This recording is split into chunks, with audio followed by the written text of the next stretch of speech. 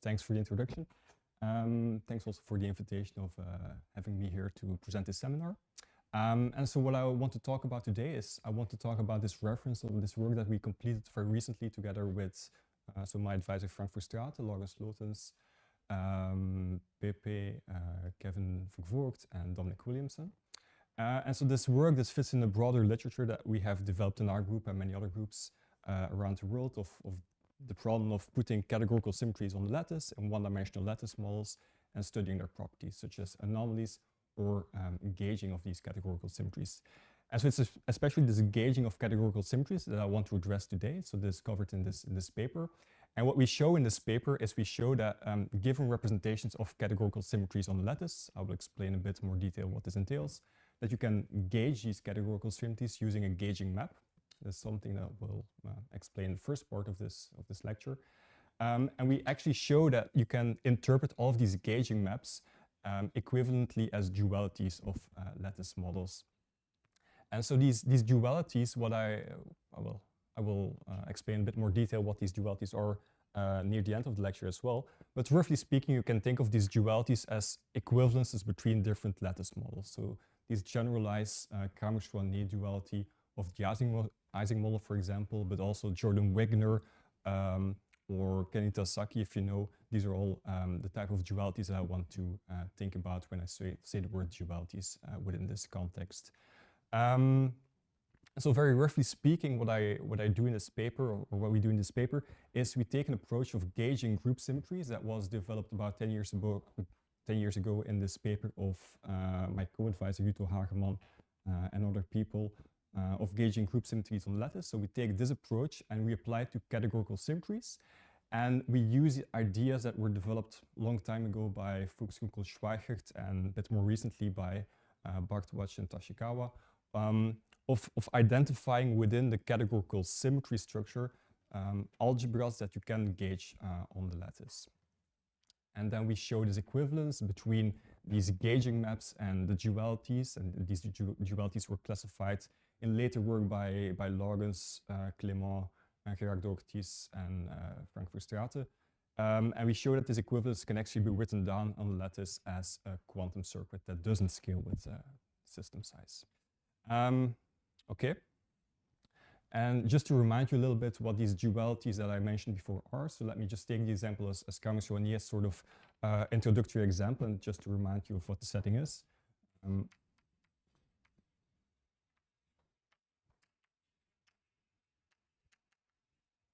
So it's a duality that dates back to 41. And it's a duality that you can express in the transfer field Ising model as follows.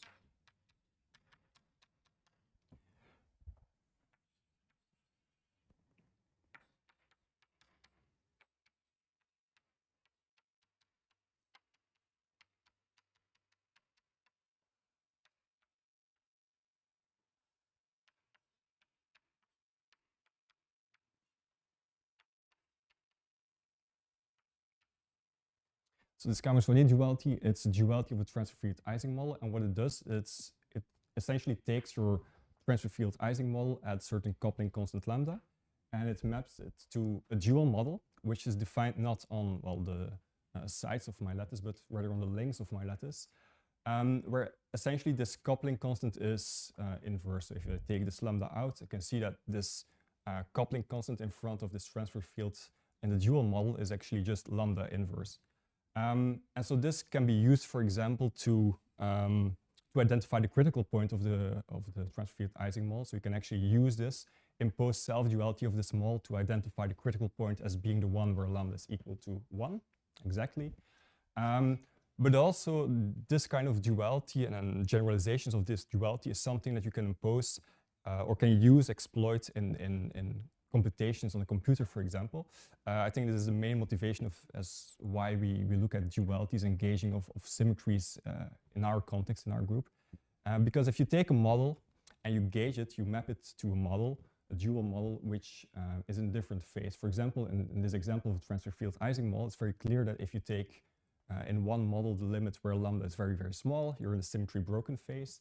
You map it to a dual model, the dual Ising model, where the face is symmetric and vice versa. And this is something that you can actually exploit in computations. For example, if you start from a model, you map it to a dual model where maybe the symmetry is partly or entirely broken, then this dual model will be in different phase, but it's completely equivalent to the original model, but it might have more favorable entanglement properties. So this dual model might have less entanglement. And so this means that in this dual model, you can do, well, exactly the same computations as in the original model, but you can do so with a lower amount of resources, or otherwise said, you can take the same amount of resources in both computations that you do, and this will be way more efficient in the dual description where maybe part of the symmetry is broken. And of course, like the optimal model to simulate is one where all symmetries are broken, and something that you can always map to. And so this Camus-Rouenet duality you can actually interpret as gauging the Z2 symmetry of this model. So this original model has a... Yes.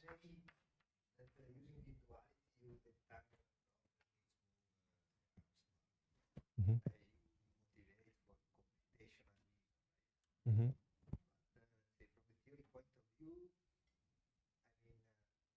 Can you identify some degrees entanglement, degrees of freedom, then somehow, I don't know, in your construction, do you see? I don't know, it's a vague question, but... Wait, well, so another motivation, well, it could date back to...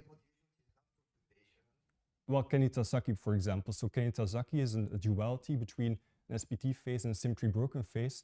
And historically, this duality was invented to, well, map the AKLT model to a symmetry broken phase. And the symmetry broken phase, well, back in the day when people didn't really understand what an SPT phase was, how you kind of compute, for example, string order parameters in the SPT model, they actually used this duality to the symmetry broken model to identify the properties of the SPT model in the model that was way easier to understand. And sorry?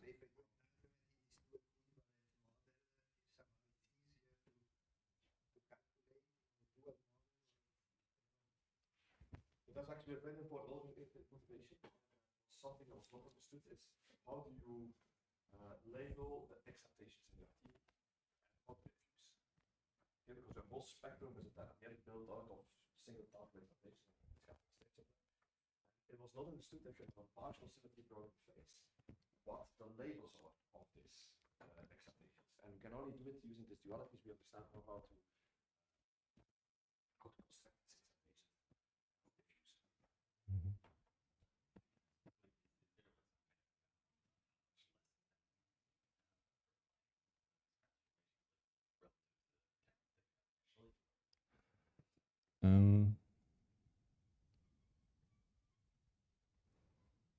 I'm not so sure actually. Well, it depends on how much symmetry you have for an SU2. If you kind of look at the continuous symmetry, then yeah, basically unbounded the difference between the original one and the end one. But if you have like a finite symmetry, it has to do with the bond dimension of this duality transformation. And the duality has to do with how many objects are within the category. So the number of objects bounds how much entanglement you can gain. Yeah.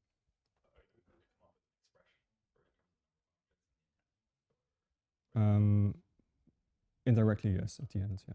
But well, so this duality, indeed, like Frank says, it's a way to separate the entanglement from a certain model. So you can always take like this symmetry broken model, apply one of these duality operators, map it back to the original model that you were interested in, and some of this entanglement in this original model was actually carried by this duality operator. So it sort of factorizes out as part of the entanglement, which is exactly what happens in this case of Kenny-Tasaki. Okay. Good. And so, as I was saying, you can actually understand this Camus-Rouenet model or duality as gauging the Z2 symmetry in the original model, together with a sort of extra step, which is what we would like to call disentangling. So you introduce gauge degree of freedom in this original model, you impose a Gauss law, and then actually in an extra step you can disentangle the original matter degree of freedom of this model from the newly introduced gauge degree of freedom. And this two-step process is really what comes down to this Camus-Rouenet duality. And so what I will do is, or what we do in this paper, is we start from a model with a C symmetry. And in this C symmetry, we identify certain algebras, which we call Frobenius algebras, or Frobenius algebras with extra adjectives that I will come to later on.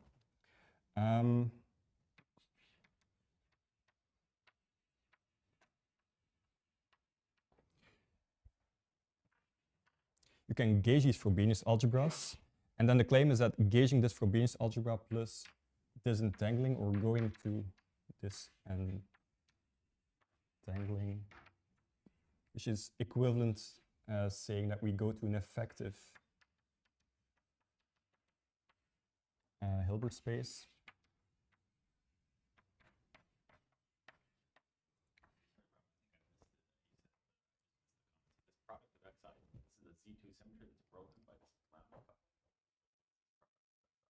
So this, okay, so this generates a Z2 symmetry. Yeah. It's a global zero-form symmetry. Yes, and you can gauge this one and then disentangle to obtain Kramer-Sonnier. And this is something I will explain in a moment. And so the claim is that these two steps together are what we would like to call duality. And so in a sense, what I will do is I will carry out this construction explicitly, and then I will sort of derive a classification of dualities in terms of these algebra objects in the symmetry category C. And so this gauging by algebra objects really goes back to well, this first paper of Fuchs, Zunkel, and Schweigert, and then a bit more in the context that we are using here by this paper. And so what I want to do now is I want to revisit very briefly this story of the paper of Vito Hageman from 2014.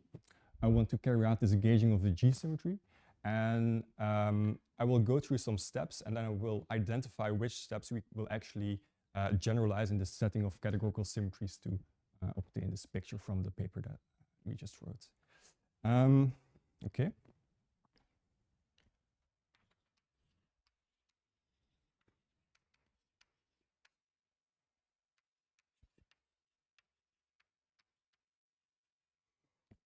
So the setting is the following. So I will just assume that we have some very simple Hilbert space here for the sake of simplicity.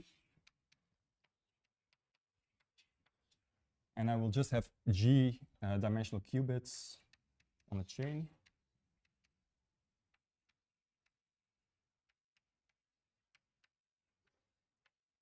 And so in this paper of Vito, they do it for compact groups or finite groups. Here we'll just restrict for simplicity to finite groups. Can be abelian, can be non-abelian.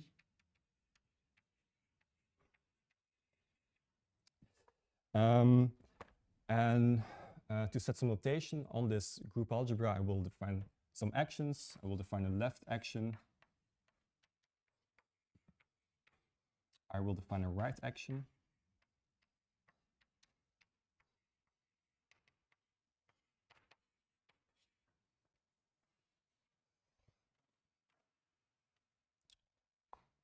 And I just assume a symmetry, and the symmetry that I want to use in this example is a symmetry that's just generated by right action on all the sides.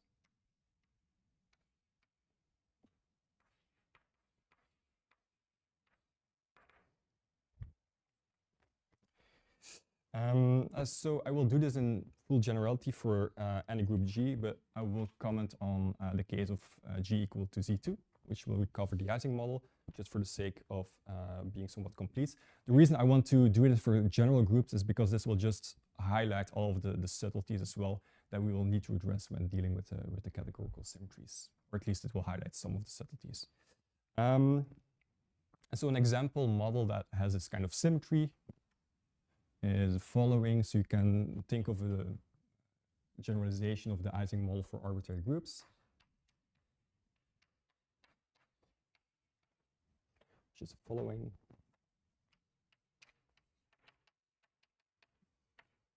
So it's a sum over local terms, two body terms. And then generalized transverse fields. So this is just a sum over, well, the left regular representation of all sides. This will generalize my X term from the Ising model. And this P term, or pi term, sorry, it's just a projector.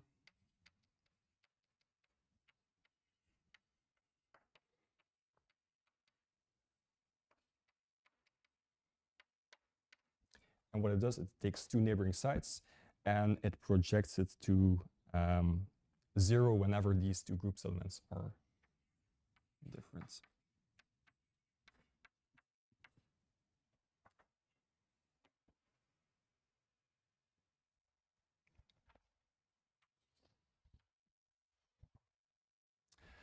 So this has this G-symmetry, as you can check, because the left and right regular representation, they commute with each other, and you can also very easily check that this projector commutes with the symmetry operator. And so, as promised in the case of Z2, you can actually see that this model boils down to the following.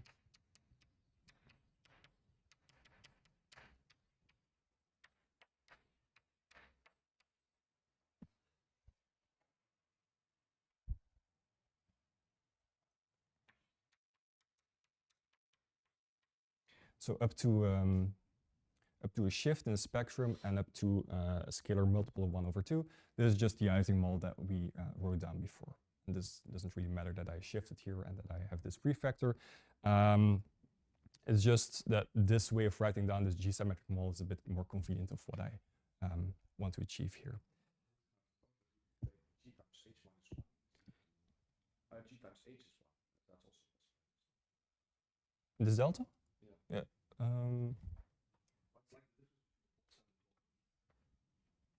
Perhaps. I think it's right.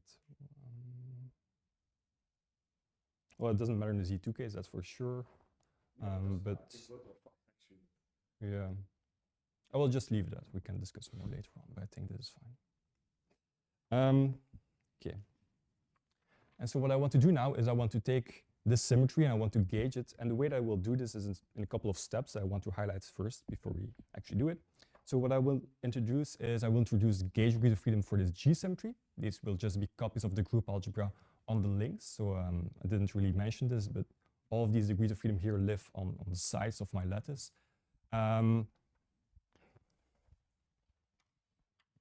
And after introducing these gauge degrees of freedom, I will introduce a Gauss law. This Gauss law you can really think of as a local version of my G-symmetry. And then after imposing this Gauss law, I will reduce my model to an effective model on an effective Hilbert space. As this reduction to this effective Hilbert space, I will call disentangling. And this has something to do with a quantum circuit. So you can disentangle this model by means of a quantum circuit. And this will be able to, or we will be able to generalize this to the case of these categorical symmetries. Another reason that I want to do this in general for G groups that can be non-abelian is because after gauging this G symmetry, we'll end up with a model which has a non-invertible symmetry.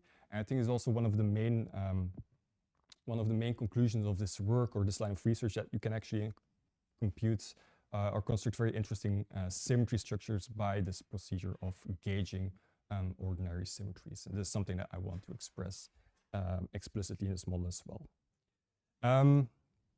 And so after doing these steps of gauging and disentangle, we will end up with an operator that I will call intertwiner that actually takes this original model, this G-symmetric model, and maps it to this dual gauged model with the disentangled degrees of freedom. And so this arrow that I wrote down there for this Cummings 1A, this is exactly this intertwiner that I mentioned just now here. So we will actually be able to construct an operator here that maps this one model to the second model, called it D, such that if you take the original model and you commute it through this operator D, that this will give you this dual model H. Check. And it's exactly this operator that allows you to also take, for example, operators in one model, symmetric local operators in one model, map it to other model operators in the dual model. For example, if you take some symmetry breaking operator or some symmetry breaking order parameter in one model, you can actually use this operator to map it to a string order parameter in the dual model. So that's the use of having this intertwiner here at play. And it's also exactly this intertwiner that allows you to take the original model, take it to a dual model, and identify which entanglement you have actually just factorized out by doing this duality transformation, you could say. Okay, I will continue here below. So as promised, I will now gauge this model. So step one is to introduce my gauge degree of freedom.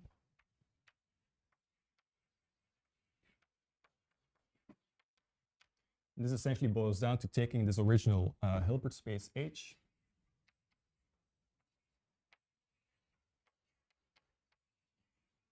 and tensor in some gauge degrees of freedom. And these gauge degrees of freedom are, well, in this case, because we're dealing with a group, just copies of the group algebra as well.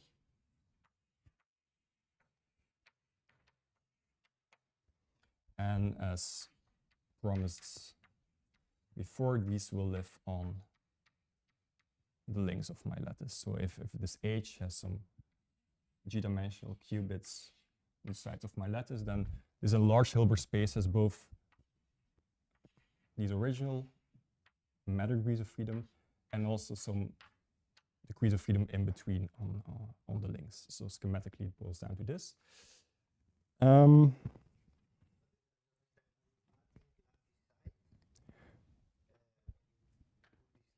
Yes.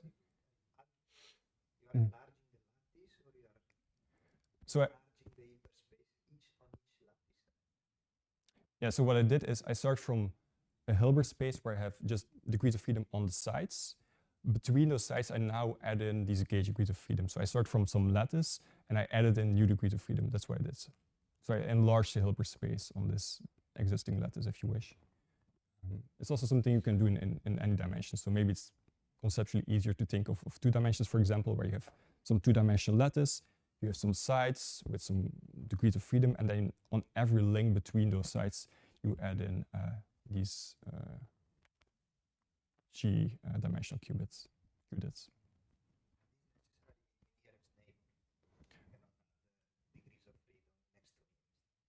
Well, so what I will do now is I will impose a Gauss law, and a Gauss law will just involve one matter degree of freedom and neighboring gauge degrees of freedom. Because what I want to do essentially is I want to construct a local version of my symmetry. And so the way to do that is I will just take one of these RGs acting on one side and dress them with RG and LG on neighboring gauge degrees of freedom.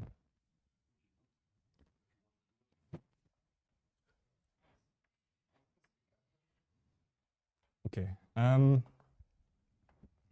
so the Gauss law that I will impose is the following.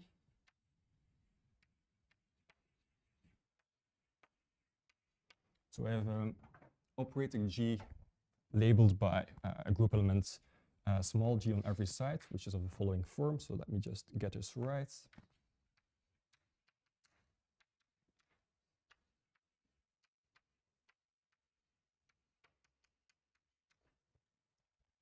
And so your question set me up for this discussion. So this Gauss law is just like a local version of my symmetry in the sense that I just take my original symmetry generators. I take out one of these RGs. I put it on, well, the side I, and I dress it with an RG on neighboring gauge degrees of freedom. Good. And so this is a local version of the symmetry in the sense that it's still a representation of the symmetry. So GG, GH is equal to GH on that side. And importantly, all of these Gauss laws also commute. And that's a consequence of the fact that if they overlap,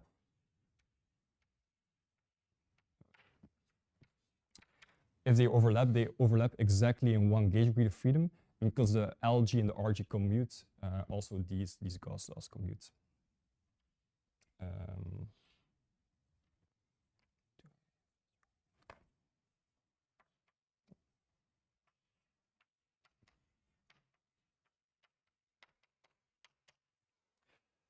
Okay. And so as a third step, what I will do is I will now impose this Gauss law as a constraint, as a sort of kinematical constraint on this enlarged Hilbert space. So this enlarged Hilbert space has twice as many degrees of freedom as the original one. And so now I will just kill some of the states in this original Hilbert space by imposing this Gauss law. Okay.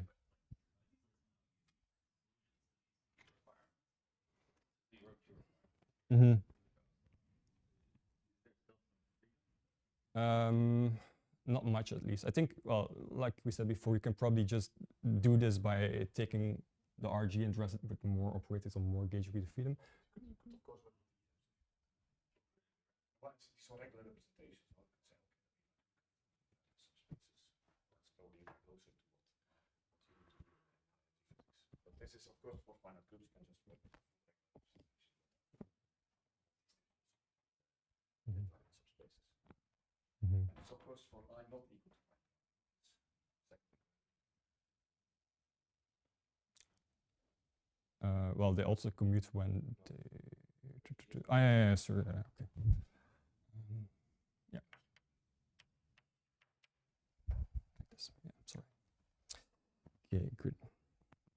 And so this really makes concrete this idea of gauging as a G symmetry as making this global symmetry a local symmetry.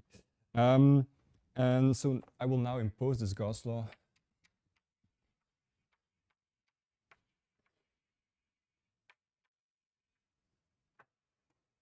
on this enlarged Hilbert space.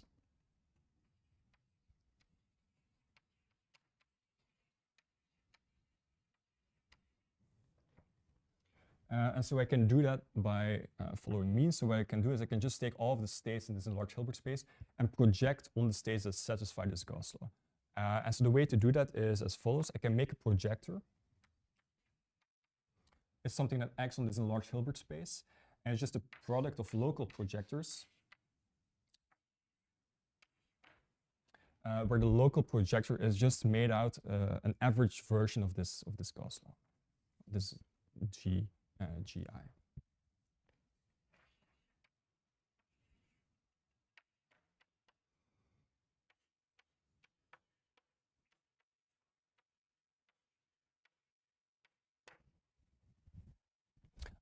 So all of these operators, they act in the neighborhood of one side. They're projectors by construction because of this property, because they just form a representation of my group. All of these operators, they all commute because of this property, or well, they commute when they act on different sides. And so I can make this global projector, this projector acting on my entire chain, by just taking products of the GIs that I constructed here. And this product is well defined exactly because when they overlap, they actually just commute because of this property. So this projector is well defined. And so the tensor networks will come into play by just writing down what this projector is in a couple of moments' time. I will leave this on the blackboard for now.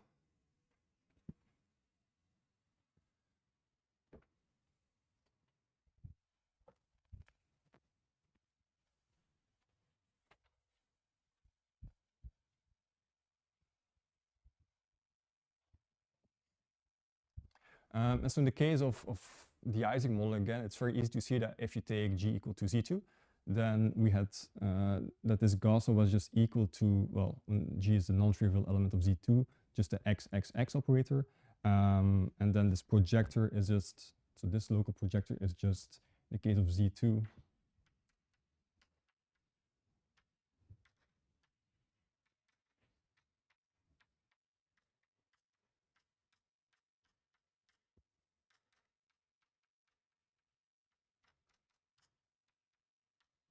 it's this. Okay, and so what I want to do now is I want to go to this effective Hilbert space by means of a quantum circuit. And so the idea behind this disentangler or this effective Hilbert space is that this is a basis transformation on my gauge invariant subspace in which these Gauss laws are, well, easier in the sense that they will just, these Gauss laws, they entangle meta degrees of freedom with these newly introduced gauge degrees of freedom. But as we will now see in this new basis after doing this disentangler, these Gauss law will just act on the original meta degrees of freedom. And by imposing this Gauss law, this will just freeze what these meta degrees of freedom are. So it's a bit abstract, but let me make this a bit more concrete. So disentangling.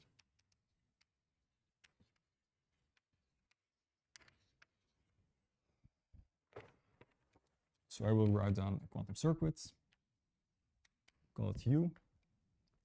And this is, again, yes. So your definition is to make a quantum symmetry in this context, yes. Mhm. So, in that sense, in what sense is it a symmetry? The way I think about gauging is you have to impose some redundancy, or there's some internalization that happens. But do you still have a symmetry? After gauging. So after gauging, I will end up with dual global symmetry. And this is also the point that I will derive what this dual global symmetry is after gauging. So, okay. So what you can do is you can take this Hamiltonian and minimally couple it to this gauge field. And this will, well, this minimal coupling will just, is just equivalent to saying, okay, I will just add in terms to my Hamiltonian that make it commute with this local Gauss law. And then in that sense, it's a local symmetry. What I will do now is I will go to a different Hilbert space where this, this global symmetry is essentially gone. And where the dual symmetry is easier to read off, I would say.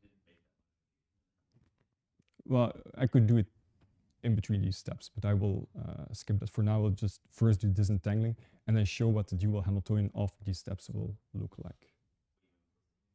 Yes.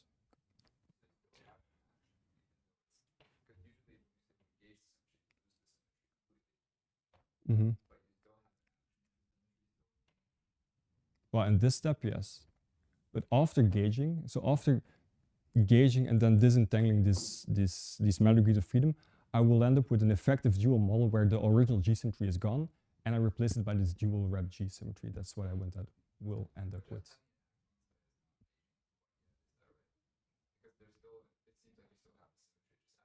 Mm-hmm. Yeah, I think so.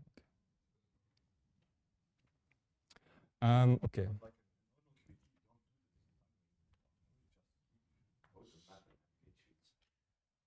Sometimes what you're doing now is more, because there's some redundancy now that you can actually get rid of. Mm-hmm. So it turns out that once you completely fix the gauge field, you know all the gauge fields, then all the matter fields are completely frozen. They're unique, and that's why you will do it with disentanglement. But that's, you don't have to do that step. Thinking maybe in step is not done. But sorry, can I just ask about disentanglement? So then, Mm-hmm. like, I guess there was some entanglement. What was the entanglement? So you have a Gauss law, you impose a constraint, and that leads to some entanglement. Mm-hmm. Yeah. So Entanglement between the matter fields and Because of the yes, indeed. because you start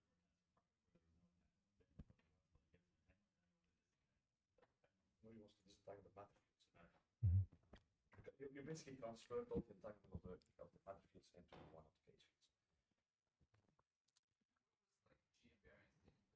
Some version of gauging should have some G invariance, right? Where do I see this? Sorry, what do you mean? I'm not sure. Like there should be some version of gauging where you say a fixed point, right? So that's this hard kind of measure that you take. This averaging. Yeah.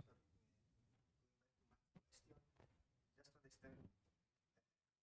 So are you gonna trace over H? Yeah, so what I will do is I will now act with this quantum circuit. This will freeze all my matter degrees of freedom. I will just trace out all the matter degrees of freedom and end up with an effective model that essentially only acts on this H gauge. What is the confusing thing? I think that was the question. Why is act with your local symmetry GIH on P? Why is it invalid? Yes. Indeed. Maybe you should show us. Yeah, so I think what you just said is that you have indeed a property by construction that if you act with the local version of my symmetry, this Gauss law, on this projector P, that this leaves P invariant. So in particular, the image of this projector, which is a gauge invariant subspace of this large Hilbert space, is invariant in this local symmetry.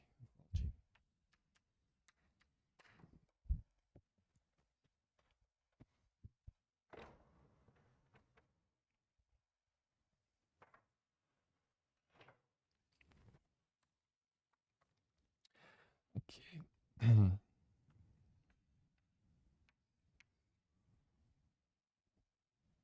And so what this disentangler is it's a unitary quantum circuit of depth 2. and essentially just a big product of CLs and CRs, and these CLs and CRs are controlled left and right multiplication. So if you act with CL I plus 1 over 2, and G H, it just takes this group element G and X with this group element G on the H.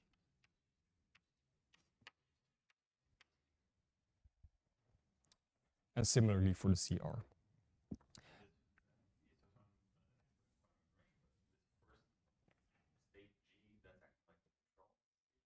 Yes, indeed. Yeah, exactly. So in the case that you have just Z2, for example, then, well, you have two states, 0 and 1, and then you will just take the controlled negation of the second qubit based on this first one.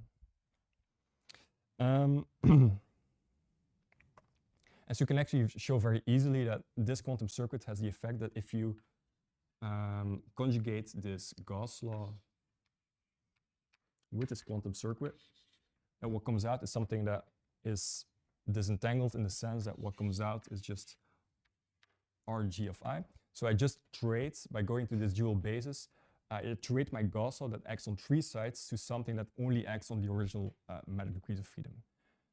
And I think it's now pretty clear that if you impose this Gauss law, so I just say that I'm in the +1 eigenstate of all of these Gauss laws, that in this dual basis, this equivalent dual basis, that this essentially just freezes all of my matter degrees of freedom to something which is the +1 eigenstate of this projector Gi. Good. And so as promised, what I want to do now is I want to show the dual Hamiltonian after these steps.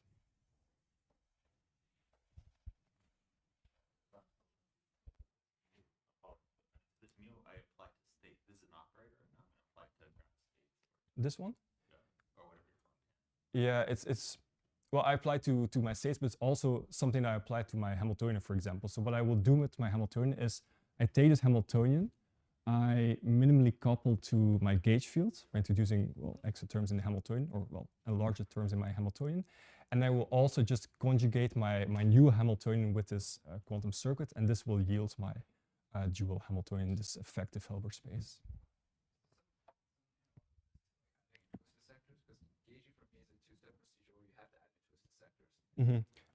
So I will not talk about twisted sectors right here, but what you can actually show is that what I will end up is these duality operators, but in order to make these duality operators unitary, you have to indeed impose that you can have symmetry twisted boundary conditions in each of the models. And that's something that you can actually account for by starting from a gauge field which is not flat. So this is something that I will not show in detail right here, but something that I can comment on in the end a bit more detail. No.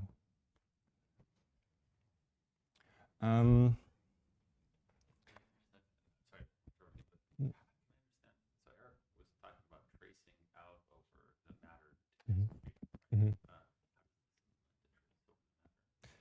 So what you will actually see is that, okay, I'll explain this a bit more detail. So you had this original projector onto the gauge invariant subspace, call it P. I will now act with this unitary gate U. And so this has the net effect that if I impose this Gauss law by this projector, that after gauging or after this procedure of disentangling, that all of my matter degrees of freedom have to be in the +1 eigenstate of the operator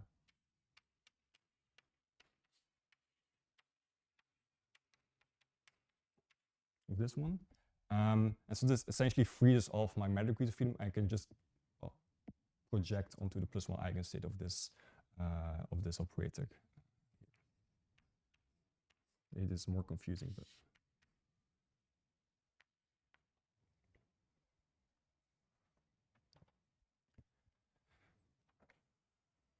I think so. It's not the target. So you start with your original window space. Okay. Just answer it with an identity along the gauge fields. And put this projector, so the projector on both sides of the window space. Claim it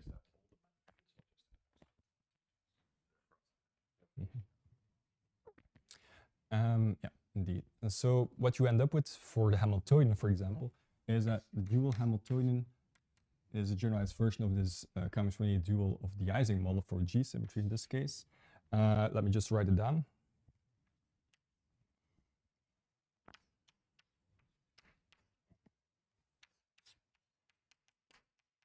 And as promised, this is a model that only acts on these new gauge degrees of freedom because all the matter is gone now.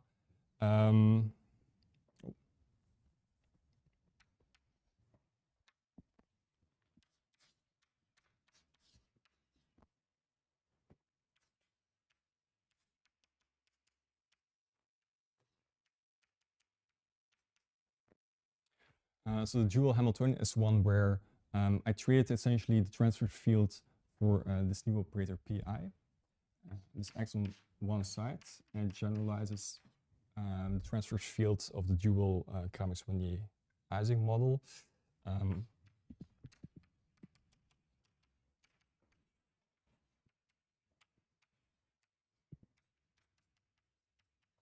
As follows. So it's just acts on one side. When it's 0, it just projects it to 1. Or when it's trivial, sorry, it projects it to 1. And otherwise, it just projects it to 0.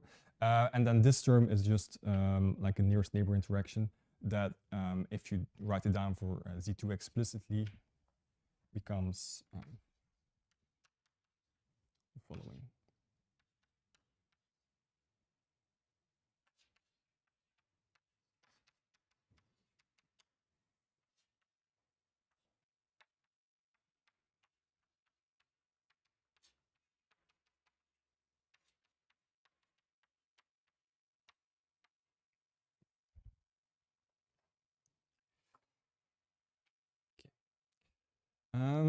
Okay.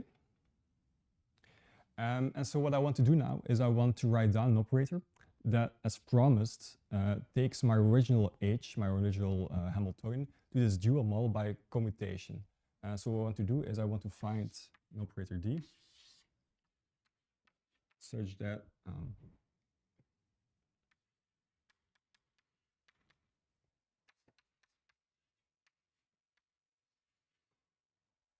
this holds. And so this is where the tensor network starts to come into play. I will just write down what this operator is, and then I will try to motivate a little bit where this comes from. But essentially, this just boils down to going through all of these steps, writing down my Gauss law as a small tensor network, taking the product of all of these tensor networks on neighboring sites, and writing this entire product as a big tensor network that incorporates this operator D. And so to this end, I need to define some very easy tensors. Okay, let me define the tensors right here and then go to the next blackboard.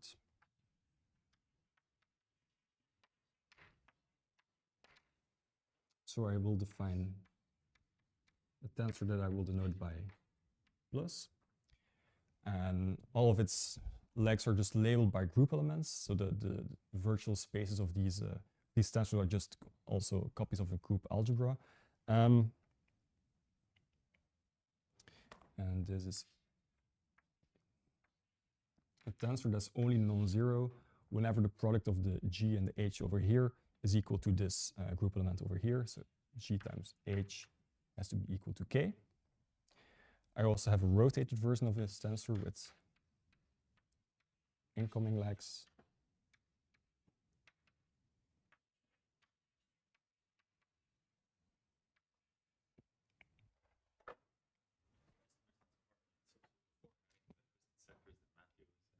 Mm-hmm.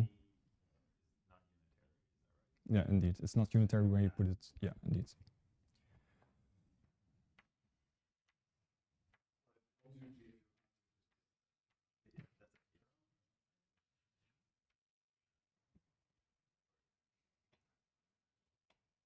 Well, it's a bit subtle actually. You also have some degeneracies. So it could be that. Degeneracies of your, if you have non-abelian symmetries, then it's not obvious that that's actually good. It's hard to have something.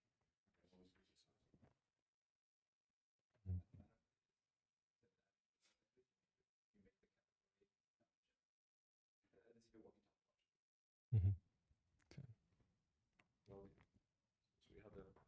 similar to say, okay, if you lift your boundary between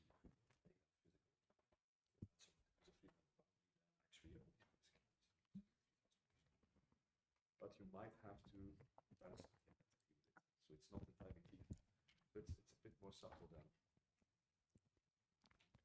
you can embed it into Unity. It's not necessarily, I don't think it's true as Unity because the dimensions could be different. Well, I was only talking about the case I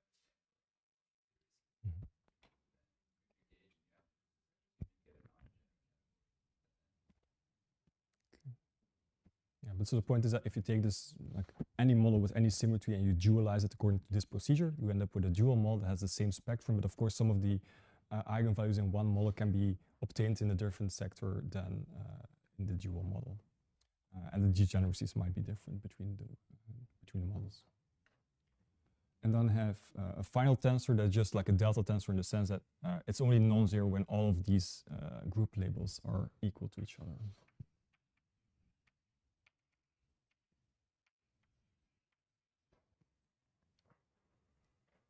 So in the case of Z2, this tensor, for example, has only two components that are non-zero whenever all of these legs are either 0 or 1.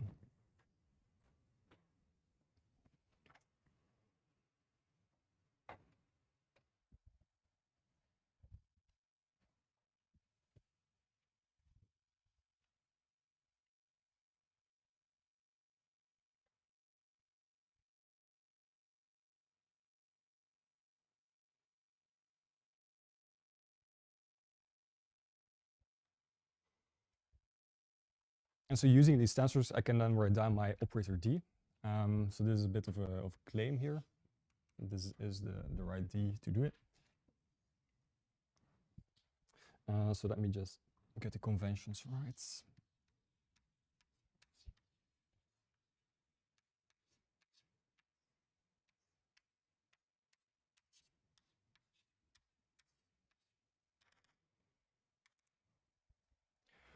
So it's just like a visual representation of this operator D in the terms of a tensor network. So I just take copies of all of these tensors in this order. And whenever I have neighboring tensors that are, well, connected by one of these legs, it just means that I contract over basis vectors on these corresponding legs of these tensors. It's just like a big contraction of all of these tensors. And so these open legs, they go from bottom to top here. So this means it's an operator from, well, this initial Hilbert space, which in this case, is this original Hilbert space H. And it goes to a dual Hilbert space, which is equal to this H. H. Yeah, indeed. I will actually not need any other version. I was planning to do that maybe, but okay. And so the reason that you can just easily derive this operator, and the way to do that is by just taking, like I said before, you can take this Gauss, you can just write it down as a small tensor network. And essentially this Gauss will just boil down to like one patch of this operator, and then taking products of all of these Gauss laws. But the point will be that we will be able to generalize this operator to the case where the symmetry is any categorical symmetry. And just to illustrate what this yields for this dual model, so I had my my dual model over there. Okay, so I will not do the derivation if you actually commute the original model to this D that you get this dual model. But what I want to highlight here is that this dual model, as I mentioned before, has some dual symmetries. So if I start with this G symmetry, I gauge it, I lose this G symmetry in the process, and at the end of the day, I have this dual model that also has some global symmetries. And these global symmetries are also something that you can just very easily express as these tensor networks. And well, it's a theorem that these dual symmetries are labeled by representations of this group. And it's something that you can actually very easily check in this particular case for this very simple family of models. And so the dual symmetries, like I said before, in this diagram, maybe you should start with the ZZ and show how it becomes a C on the other side. Yeah, okay, I can do that. So I will do this for Z2.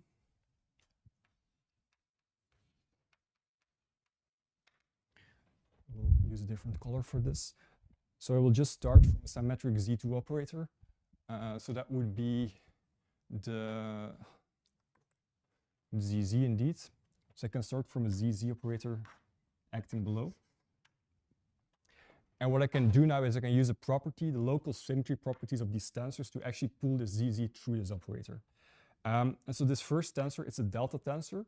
And so I just measure the spin on one of these legs, but all of these legs are the same. So I can just equally well take this Z operator and move it around to this leg. Same goes through here. And then also by the local symmetry properties of this tensor, I just take two ZZ operators on these legs. And because the product of, well, any of these two legs is equal to the leg of the third leg, I can just, well, equivalently to measuring these two spins, measure this spin. So I can just take these Z's acting on these two legs here, erase them, and get a Z on top. And so this highlights a bit this procedure of taking this tensor network, constructing this D operator in terms of local tensors with local symmetry properties, and then take, well, globally symmetric operators on one side and pull it through by means of these local symmetries to the other side to obtain the dual Hamiltonian or dual symmetric operators. And so the reason that this works is because the ZZ is a symmetric, a Z2 symmetric operator with respect to this X symmetry. If I were to do this, for example, to non-symmetric operator, a charged operator like a single Z, you can actually do this exercise and see that what comes out is a string operator. So this works for well, local symmetric terms. Those get mapped to local symmetric terms on the other side.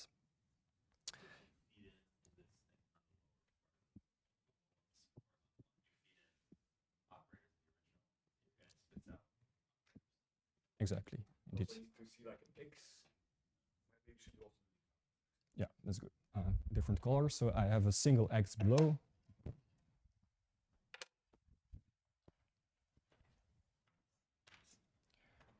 All the spins are the same. So flipping one spin here is the same as flipping these two over here. And then similarly, acting with one X over here is the same as acting with one X over here. And similarly over here. Well, there's not much to see more than that. And so that's the way that we think about these tensor networks. You have some local symmetries, and pulling global symmetric operators to them gives you the dual symmetric operators on the other side.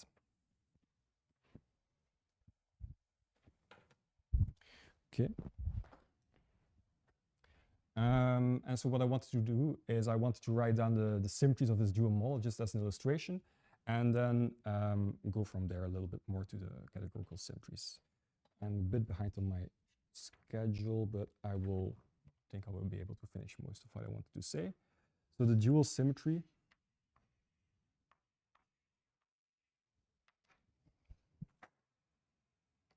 So the dual global symmetries are labeled by representations lambda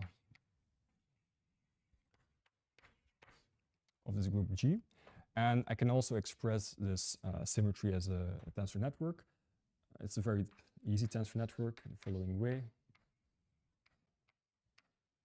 You just have one tensor that constructs my MPO. And this one tensor just evaluates to this representation lambda as follows.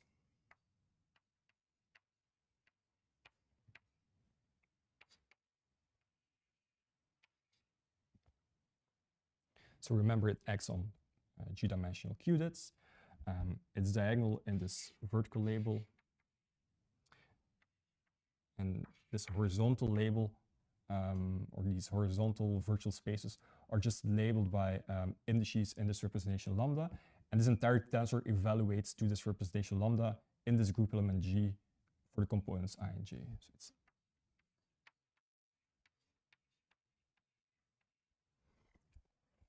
So there is a label lambda that labels what this MPO is, or I can just put this in this tensor.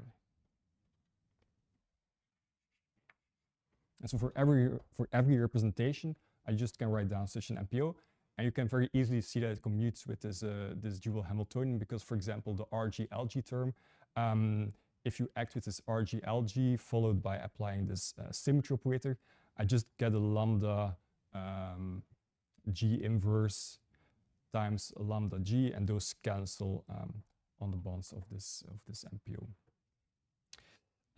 And so in particular, this representation of my symmetry is irreducible exactly when it's irreducible as a representation of G. I can take these MPO symmetries, and you can wonder, okay, is this like a sort of minimal representation of my symmetry? And that's exactly a minimal representation exactly when this lambda is an irreducible representation of G. I could also, of course, take any representation, any direct sum of representations or irreducible representation of G, and construct the same MPO that will just still commute with my symmetries.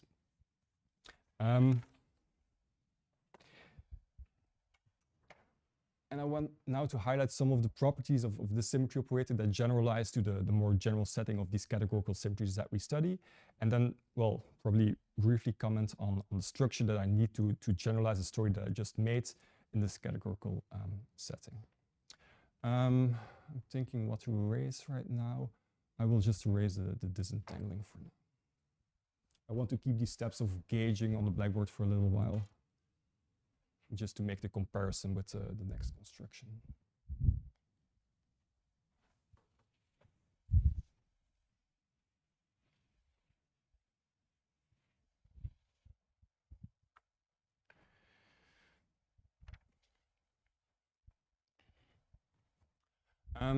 So what I want to highlight now is that if you take this MPO labeled by lambda, so let me just call it O lambda, you can take the product of two of those MPOs and study what the algebra is generated by these MPOs. And you can actually just show that if you take the product of these operators labeled by lambda 1 and lambda 2, different representations of my group G, that just this decomposes as a sum over representations lambda 3. Mm-hmm. Yeah.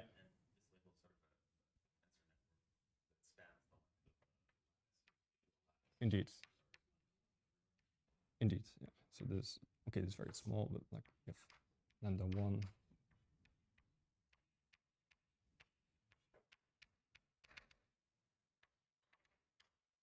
is this operator. And you can actually show that if you take one of these, two of these operators and then take the product, that you can actually decompose this as a sum of, well, the same operator but with the label lambda 3. And there's a coefficient in front that just takes or counts the number of ways to decompose lambda 1 and lambda 2 in lambda 3. And so this is what we call rep G symmetry, for the reason that, well, the symmetry operators are labeled by representations of G, and they fuse, so they multiply according to the fusion rules of rep G. And so the way to see that this actually holds, you can think of the following picture. So you can actually show that if I take the product of two of these operators locally, so it's again this idea of just looking what happens locally to these tensor networks.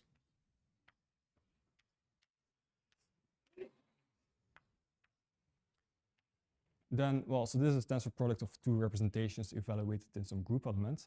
And I can actually just write down some other tensor. Call it, I'll just denote this by a dot. Where this tensor can just be freely pulled through, this can be pulled through these two MPOs, and will just spit out another MPO tensor, which is exactly labeled by lambda 3. And so this is a 3-valent tensor. It has 3 legs. All of these legs are just labeled by the internal spaces of these representations, lambda 1, lambda 2, and lambda 3. And I can find different linearly independent tensors that satisfy this. And the different linear independent tensors that satisfy this equation are labeled by this multiplicity label mu, where this mu runs over 1, 2, and lambda 1, lambda 2, lambda 3. And so what you can just do is you can take two of these MPOs, lambda 1, lambda 2, take the product of these two, insert these tensors, and just zip these two MPOs together by locally doing these moves on every lattice side. Yeah, so you just take this one, lambda 2, insert these tensors, so it's like a resolution of the identity for these tensors, and then just zip them together. And of course, like these tensors, I didn't tell you what they are, but you can very easily imagine that I can just construct these tensors from Clebsch-Gordon coefficients of G's for these representations. Okay.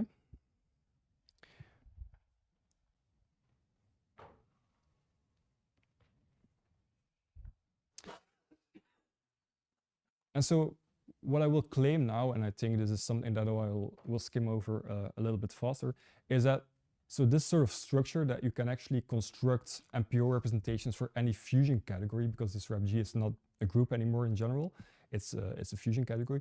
You can construct these MPOs for any fusion category, and they also sort of have the same algebraic structure where you can have the products of these MPOs, and you zip them together with these zipper tensors that, in this case, boil down to Clebsch-Gordon coefficients. In a more general case, these boil down to what you could call generalized Clebsch-Gordon coefficients for this categorical symmetry. And given this structure, I will be able to now take my gauging procedure from before, add in some data that allows me to construct local projectors. And these local projectors, these local Gauss law for these categorical symmetries, will exactly be constructed from these local tensors that I'm guaranteed to have for any categorical symmetry. So just to give some more background and to summarize a bit what I just said for these categorical symmetries.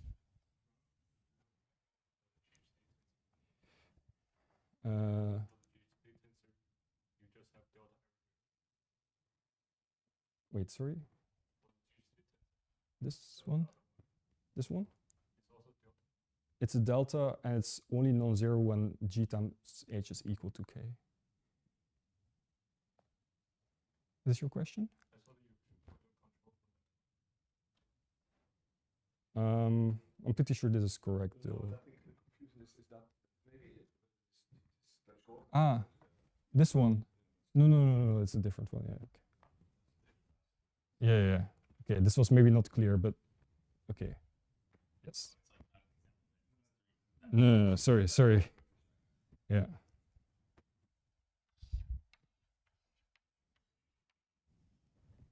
So in particular, it has some indices.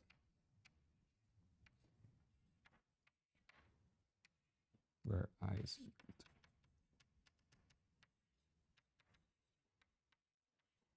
And same for J and K.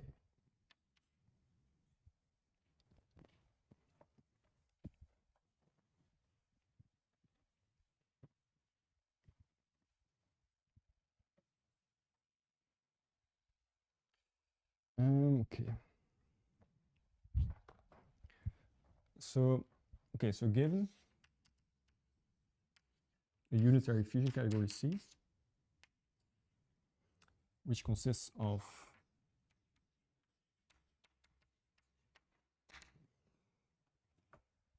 some objects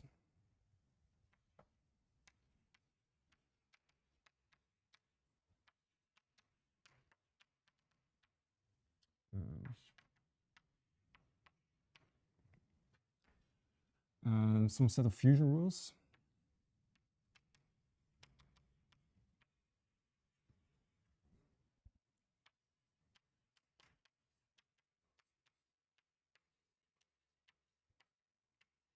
and some F symbols.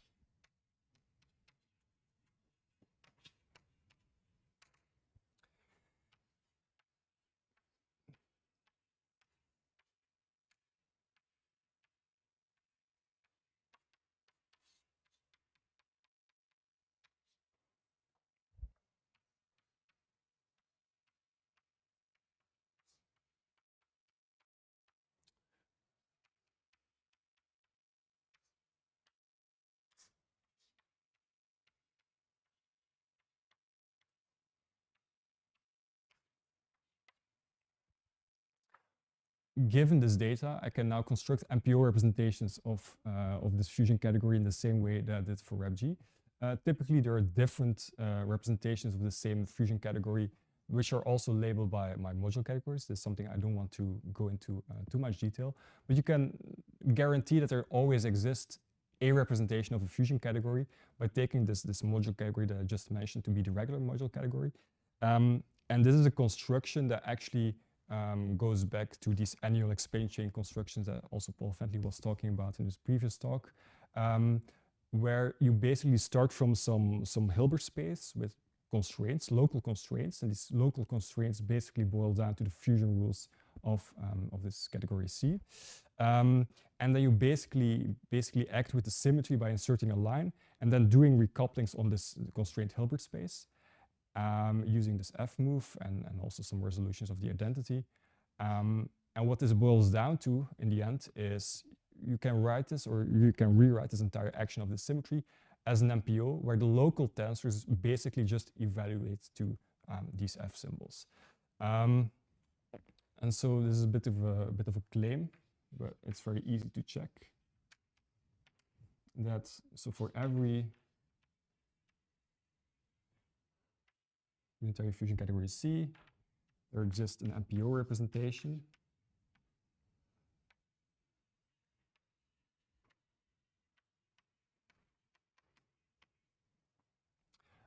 Such that these local tensors of my MPO, they basically just evaluate to these F symbols of my fusion category C.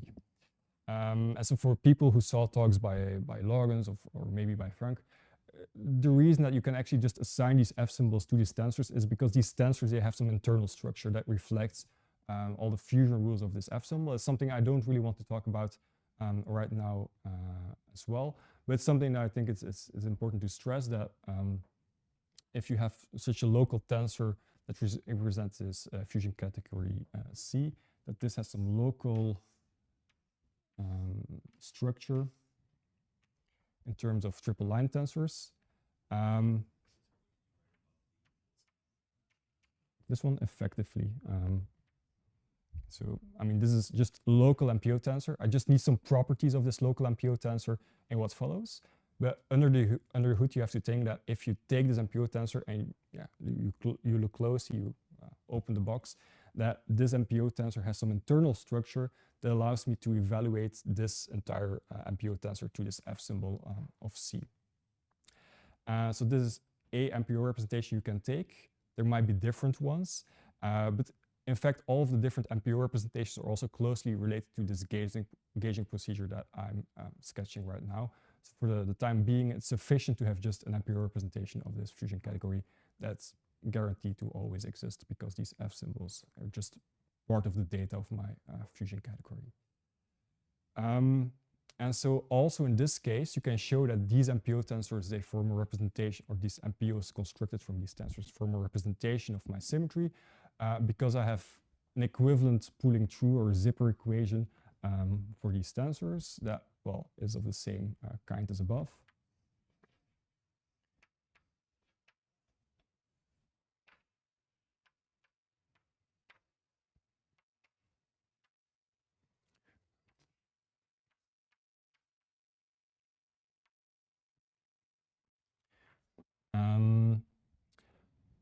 So this is guaranteed to exist, such a tensor. And what it does is it takes two MPOs or MPO tensors labeled by objects A and B in my fusion category.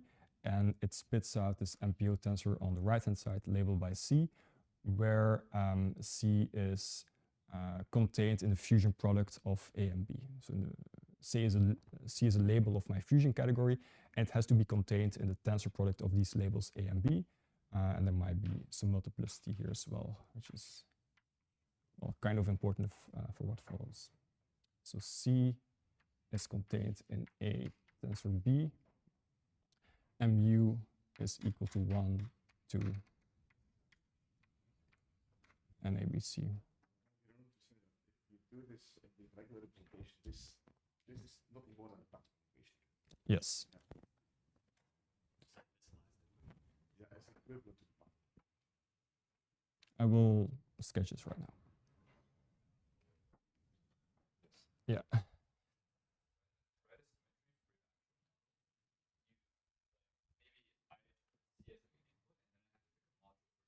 Mm-hmm. And I study, well, basically like nanometers to actually get the symmetries. Yes, indeed. And so the case I'm discussing here right now is a case where you take the module category to be equal to the regular module category, which is something you can always do. Yes, indeed.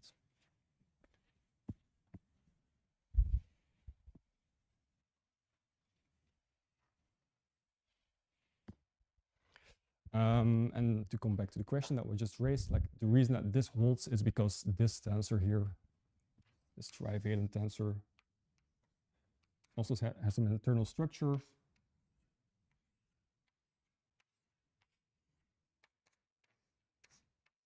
That can be associated to this F symbol.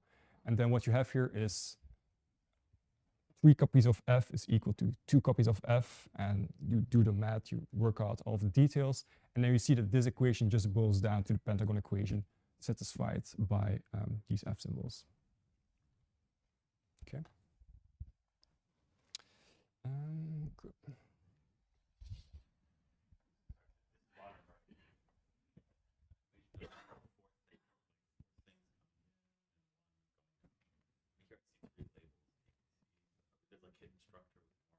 Yeah, so part of the hidden structure that you need to identify this equation with the pentagon equation is to realize that also these outer legs are labeled by a module category. And then you can see that this boils down to 2 different ways of fusing 4 objects, where you have like one object would be living here, then you have the A, and then the 1, 2, 3, 4.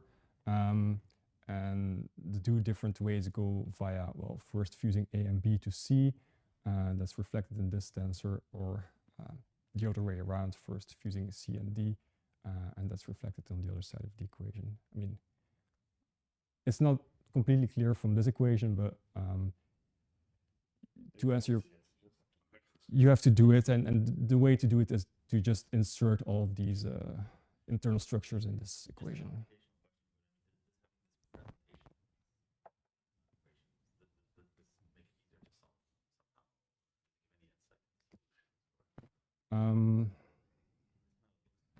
Well, was a key for us was key to see that there were more solutions, that basically the modules come into play.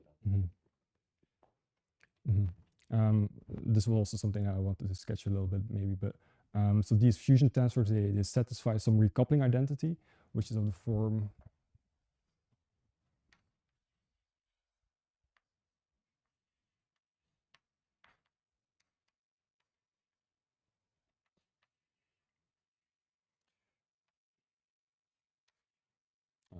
or the other way around. And so one solution to this equation is by doing what I just said, by just identifying these tensors with the F symbols, but there might be more. And all of the other solutions to this equation can be identified by taking module categories over this input fusion category C, and then taking the module associator, so the F symbol associated to that module category, and inserting this in this trivalent tensor. That's a bit the comment that Frank was making.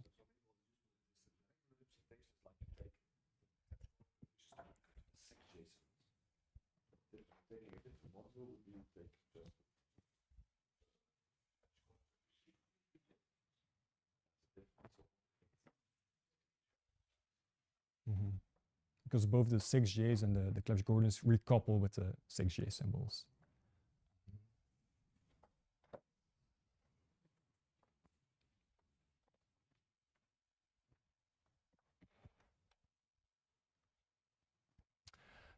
Okay, so having all of this machinery at our disposal, I'm running a bit out of time. But what I want to do now is I want to highlight a bit how this procedure of gauging that, well, fortunately I just erased, how this can be done for these categorical symmetries and what data you need to do this. And so like I said, this is very much inspired by these papers by Fuchs-Runkel and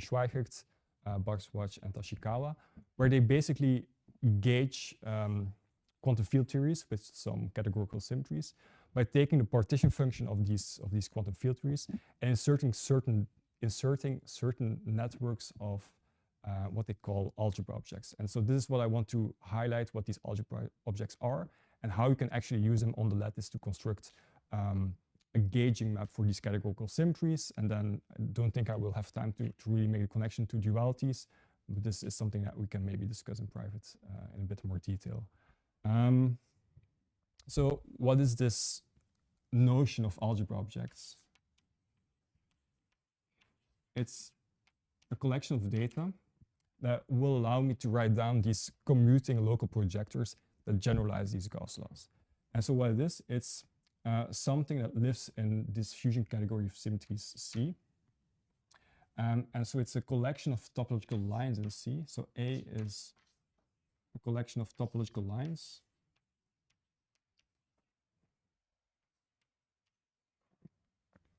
Some of these lines may appear with multiplicity more than one. I will give an example later on where this is the case.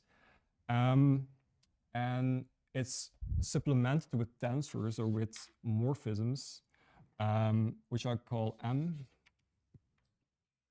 which acts as a multiplication on A.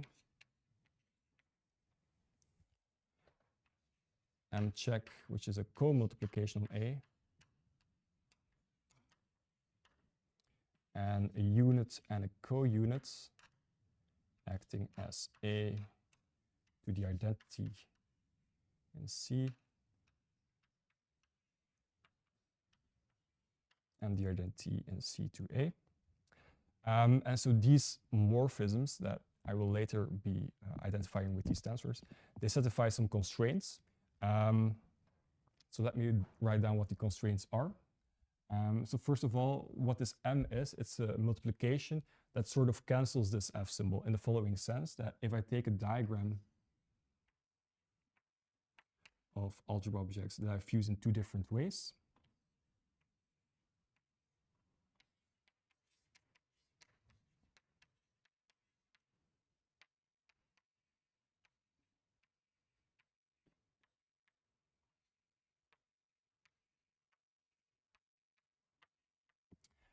then this is an equality on the nose. So normally you would say, okay, I just expand this in simple objects contained in A. I get some F symbols, but the M is chosen in such a way that this exactly cancels all of these F symbols. And as you might imagine, this will boil down in this gauging procedure to having local projectors that commute with each other. Similarly, you have this equation.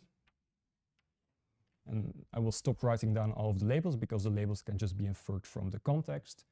All lines are just labeled by A and all the morphisms can just be deduced by looking at how they should act.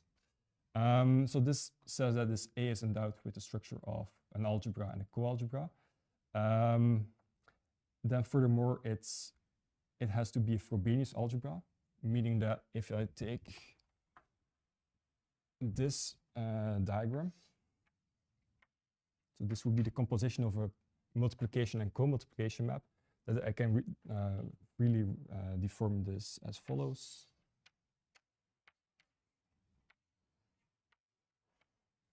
Like this. And then also the unit and co-unit I can just add to a diagram of the following form. I can add the co-unit to my multiplication map, and this will just get rid of this multiplication map and gives me the identity on A.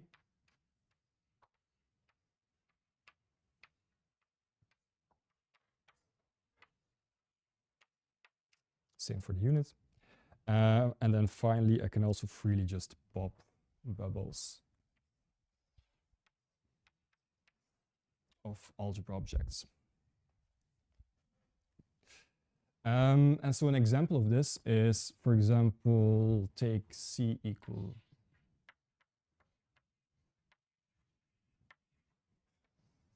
to rep G.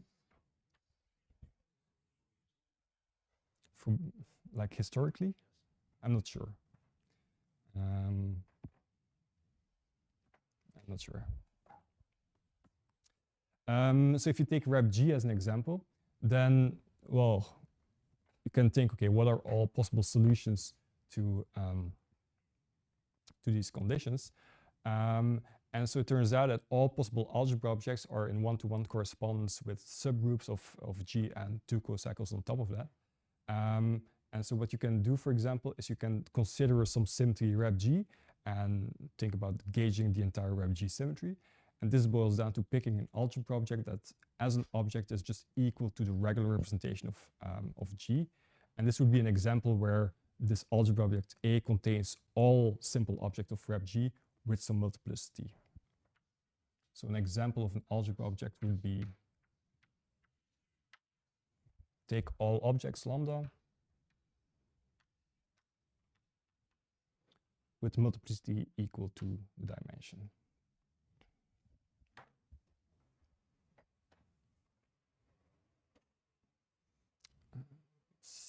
Or maybe as a second example, to come back to the G symmetry that we start from, if you take C equal to vec of G, so just an ordinary G symmetry, then you can take the algebra object, which is just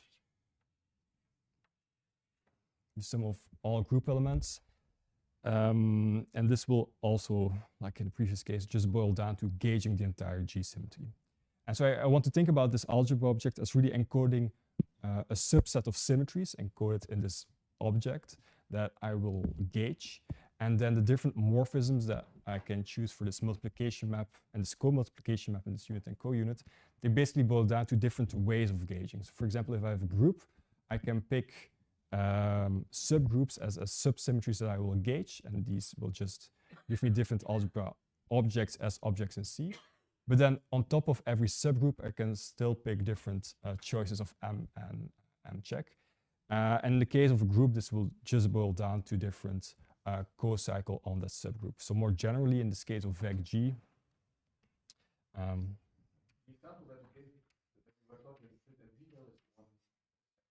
this one, yes. But more generally, I can take just as objects, just a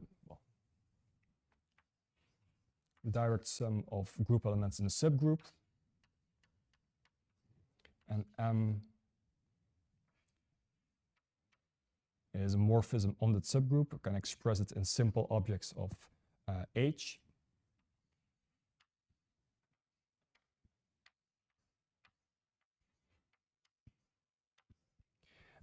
And in that case, I can choose this M as a two co-cycle of that subgroup.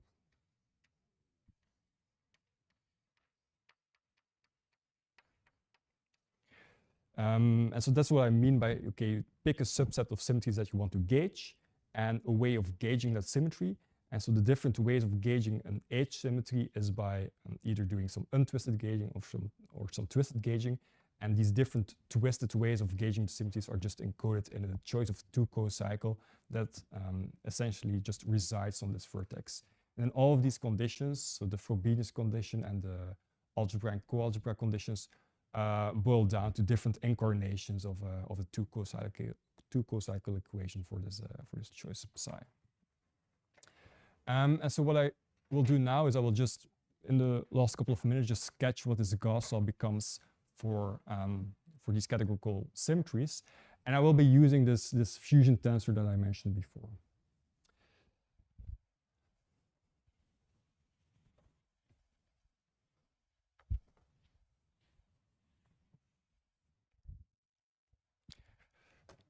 So all of this, I stressed in the beginning, is just a collection of data that I can define in my fusion category C. So all of these conditions that I've written down are just diagrams in C. But because of this tensor that I have for this fusion tensor, and because it recouples according to this F symbol of C, I can just take this data of this algebra object and transfer this into, or construct from this a tensor that I can use as input to my gauging map for my categorical symmetry. So what I can do now is I can take this fusion tensor,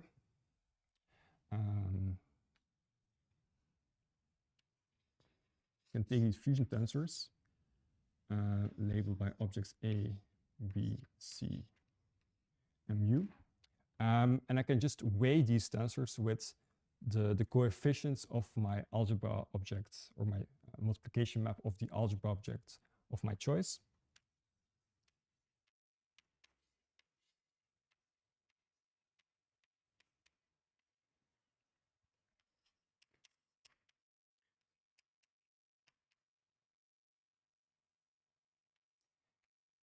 And this is tensor. And this tensor I will just denote by putting an M here on this dot. Okay.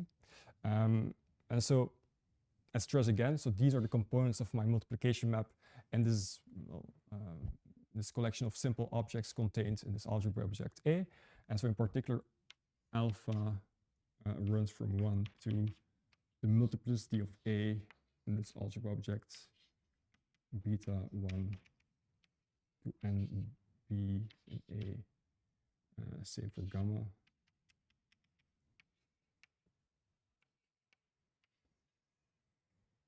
And this mu is just also multiplicity that runs from 1 to n a b c. And so because this tensor recouples according to this F symbol, and because this M satisfies constraints as imposed by these Frobenius conditions and this multiplication and co-multiplication conditions, also these tensors just satisfy the same graphical calculus as these diagrams over there. And so in particular, what I can do now, and this is, I think, where I will end, is I will construct a Gauss law from these tensors as follows. So I will just take this tensor. All of these legs are labeled by this algebra object A.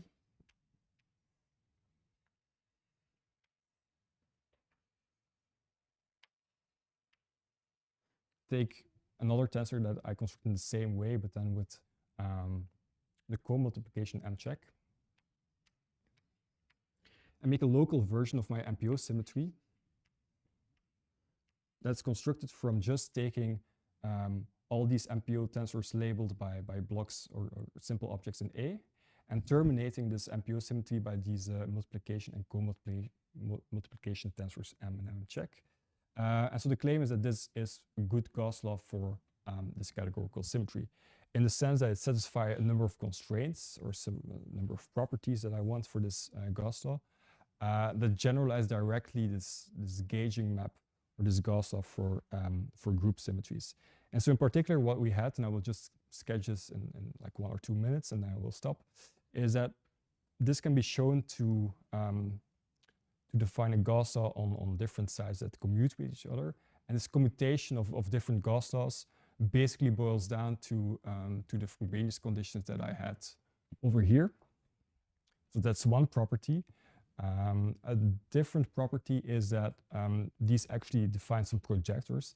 And the way that you can check this, that they define projectors, is that if you take the stacking of 2 of these tensors, you can actually again use the multiplication and the co-multiplication properties to actually show that you can just reduce the product of these 2 tensors to just one of these tensors. So a bit more concretely, maybe if I take 2 of these diagrams, I can use multiplication and co-multiplication to bring it in this form. But I'm dropping some of the labels here, but I think it's clear from context what I mean by this diagram. And then because all of these tensors satisfy this pulling through condition through these MPO symmetries, I can just see that this is equal to, well, 1 copy of my original Gauss law with this bubble, but this bubble I can just erase.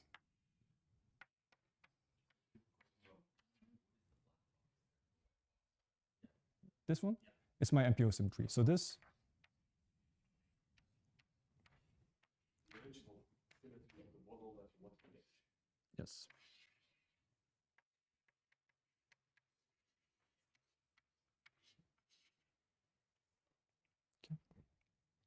So in the case of the group symmetry, I had these regular representations.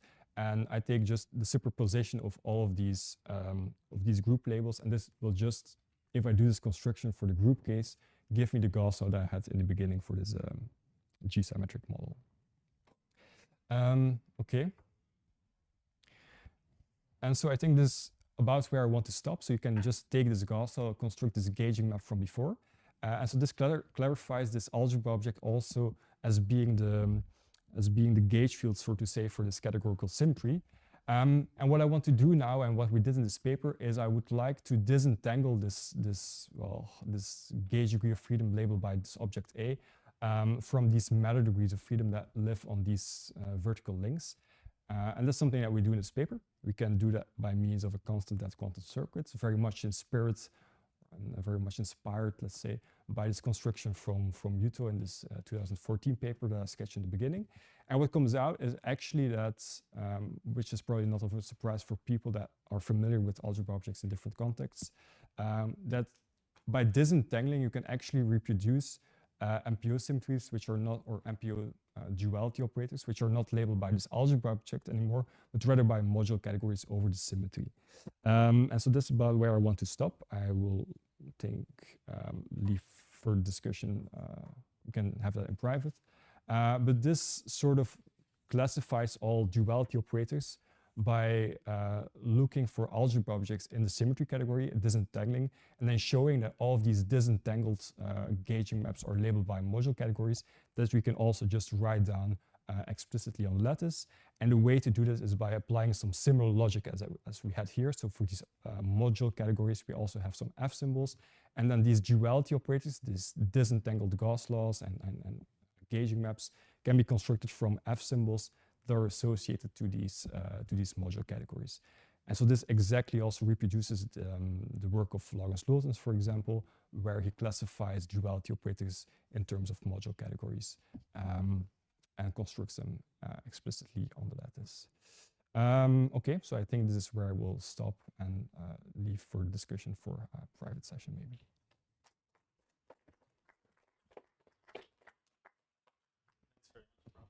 Thanks. Yes. Sorry, all this. So in terms of gauging symmetry, basically we know the fact that if you gauge some, let's say maybe zero symmetry, you will have one-bone gauge field and associate the new type of defects or line operators. So so if you do categorical symmetry gauging, then in your picture of tensor network, can you see the corresponding new type of objects at the gauging? How do you capture that? Yeah, so there is actually some literature on this. So people have looked at dualities in 2+1 dimensional lattice models, and so you can also show. So it's not something that we did in this paper, but you can actually show that they're also related to this gauging procedure by a higher categorical version of algebra objects. And so what comes out is that you can also classify dualities as module 2 categories over the inputs fusion 2 category. So this results that we have here, this generalizes to higher dimensions by means of some notion of categorification, let's say. And what you can actually do very explicitly is you can just classify what is a symmetry. So the symmetry would be also some fusion 2 category. And for the case of groups, at least, you can actually write down the one-form symmetries and the zero-form symmetry operators as a higher version of these tensor networks. So the one-form symmetries would be labeled by topological line operators, which are also just MPO symmetries. But then these surface operators would be labeled, or would be labeled by objects in this fusion 2 category. And these would be corresponding to PEPO operators, so projected entangled pair operators, which are like surface operators in terms of tensor networks. Yes. Mm-hmm. Yeah. Yeah. Indeed. And indeed. Indeed. Exactly. And so this has been done for the case of groups, for abelian groups, let's say.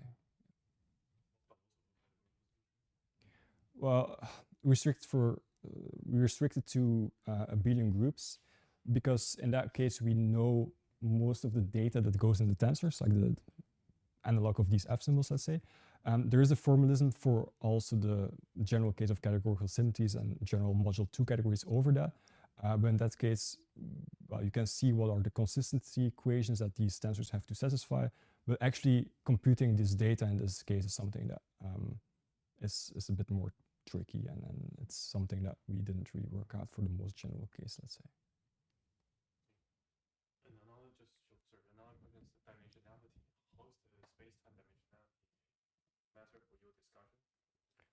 If you restrict to certain space dimensions? So this entire discussion was in one space dimension, one time direction. The same logic actually can be applied to two-dimensional stat-mech models, as a side comment, let's say. And then in the 2+1 dimensional case, we have the case that I just discussed. I think for group symmetries, it's fairly obvious how to generalize this to any dimension, because what you just do is you start from some matter degrees of freedom on the vertices and then introduce these gauge degrees of freedom on the links. So I think that's fairly obvious, but it's more complicated when you have, for example, some mixed symmetries where you start from some zero form symmetry mixed with some one form symmetry, let's say. Yeah.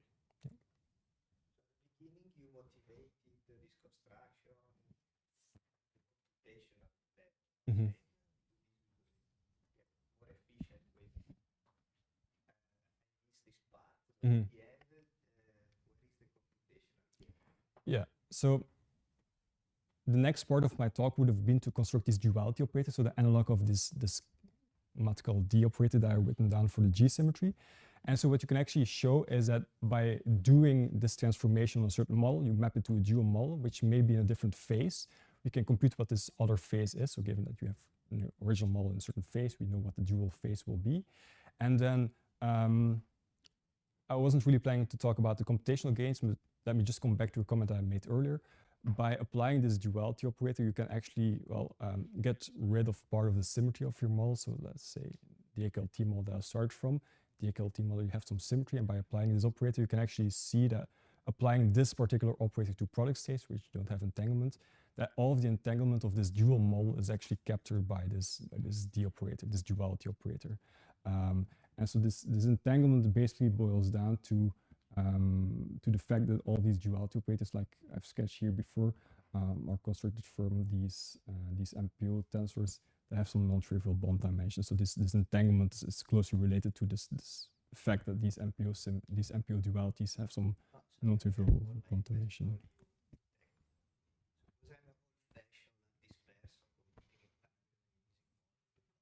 Mm-hmm.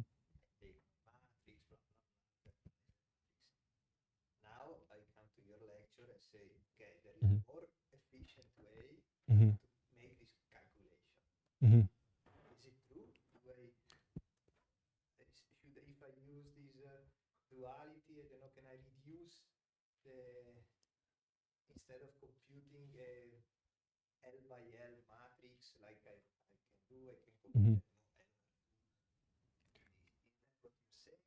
Yeah, I mean, this is also the work that was done by Lars and by Frank, where they show that if you take a certain model with a certain symmetry, you can just very easily just sketch the phase diagram, for example, and see that if you take all dual models, you can do some rough computation of what are the dual models. It's something that this framework allows you to do. And then you see that in some of these dual models, the entanglement will be just less than the original model. And so what you would do then is you would identify what's the ideal model to simulate with the lowest amount of entanglement, and then just go from there and do all of computations in that dual model and map it. But the point is that if you start with an entanglement spectrum that has degeneracies, redundancy, that this gauging will lift as degeneracies, and all these Schmidt coefficients become one. That's the point. So whenever you have degeneracies, this gauging lift up. So because it's actually in both ways. Now, if you gauge something that is not symmetric, you get something symmetric. But if you gauge something symmetric, you actually get something that's. So if I don't have degeneracy, all these structures you don't gauge. It's really about some hidden symmetries in the entanglement, and typically entanglement spectra always have degeneracies. This gauging gets rid of the degeneracies, and the degeneracies can be not obvious to see because it could be that it's a degeneracy when you have to kind of look at the Schmidt coefficient, and another one you have to multiply with some quantity dimension. Okay, so but all of these degeneracies Being, okay, there's some redundancy in the description of my system, and you will be able to lift that by going to the dual description in terms of exactly these. And for this, you need all these modules. You need actually all these different, this full machinery that Bram has sketched, even for a normal group. You need to look at all possible dual modes. Sorry, the critical case I don't have the genders.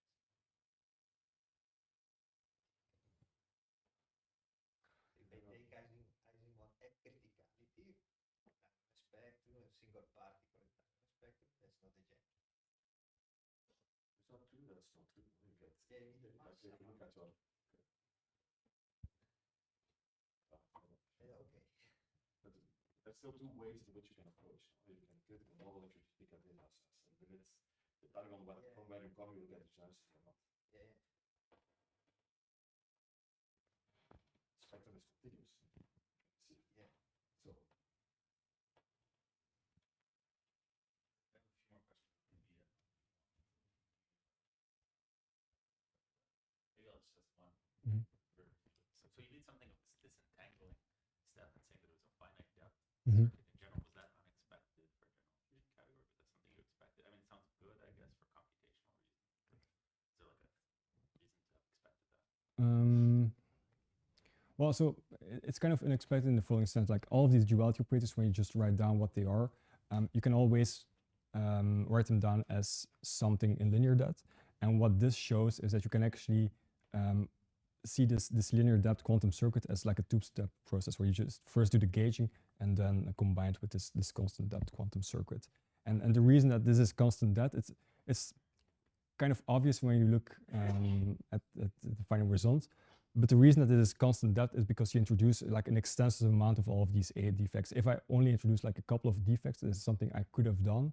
Like if I only had like a small amount of these A defects as gauge-accretive freedom, then this would not in general have been like a constant depth quantum circuit. But it's really like this gauging procedure of adding in gauge-accretive freedom between every two sides that allows me to write down this linear this constant depth quantum circuit. So in that sense, it's a bit unexpected, I would say. So basically, the way Yeah. is a matter of quite open, constant depth connecting in this phase. It doesn't change the physics, just the basis change. But the actual duality transformation is not constant depth. That changes the physics. That's why you go from phase to another phase.